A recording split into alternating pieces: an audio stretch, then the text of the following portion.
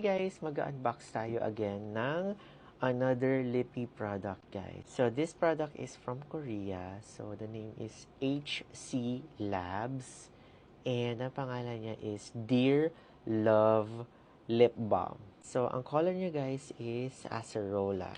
So hindi ko lang alam kung tama ba yung pronounce.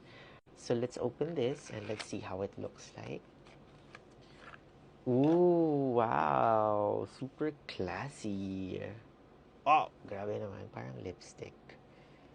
Yan, guys. Again, parang orange-orange siya. No? Orange looking siya. So, let's try this. So, ito ay accordingly lip balm.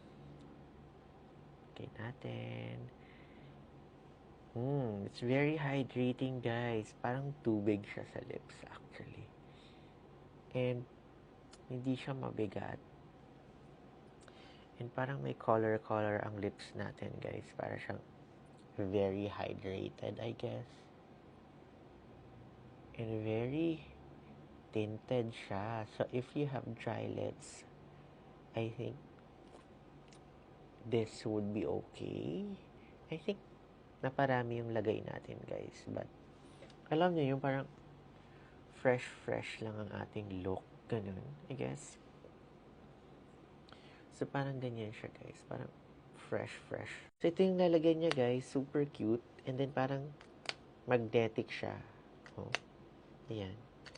I think maganda to. Pag nag-apply kayo, let it set for how many hours. And then, if tas lagyan nyo siya ng lip tint, I think this would be perfect. Para siyang color pink na may pagka-orange tinge. So, let's see how this looks like in another lighting. So, yan siya, guys. So, this is HC Labs. And ito yung kanilang Dear Love Lip Balm. And this is color Acerola. Alright, so guys. So, I hope you like it. For more acne tips, follow me and Basta Acne DMD. Bye!